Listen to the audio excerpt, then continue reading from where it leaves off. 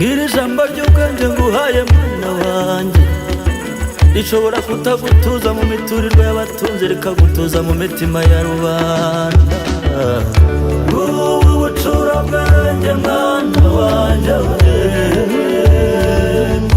uzibuka ko nabikubwiye, igihe kukiraraza ntikiza mwana wanjye urumve.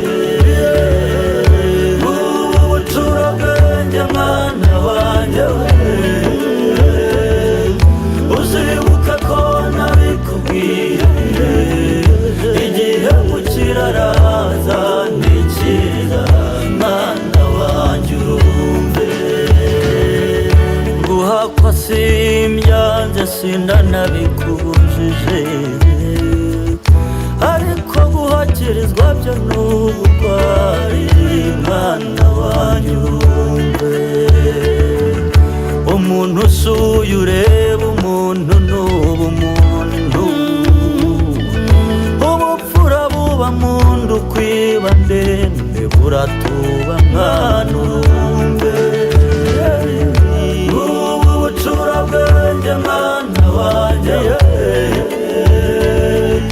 uzibuka ko nabikubwiye, igihe kukiraraza ntikiza mwana wanjye urumve. Ubu bucurabwenge mwana wanjye we, uzibuka ko nabikubwiye, igihe kukiraraza ntikiza mwana wanjye urumve. Ababiri wimanye baruta benshi wivuze, uzivuga itabaro wivuna itoteza n'ukuri mwana wanjye urumve.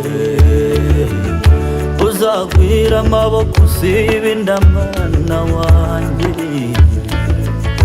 uzayoboka Imana yumvire kandi yubahe n'ubutwari ukuri byumve. Ubu bucurabwenge mwana wanjye we,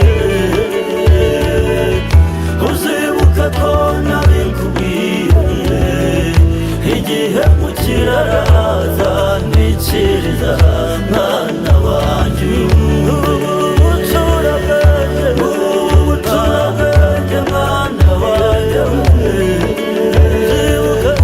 uzibuka ko nabikubwiye, igihe kukiraraza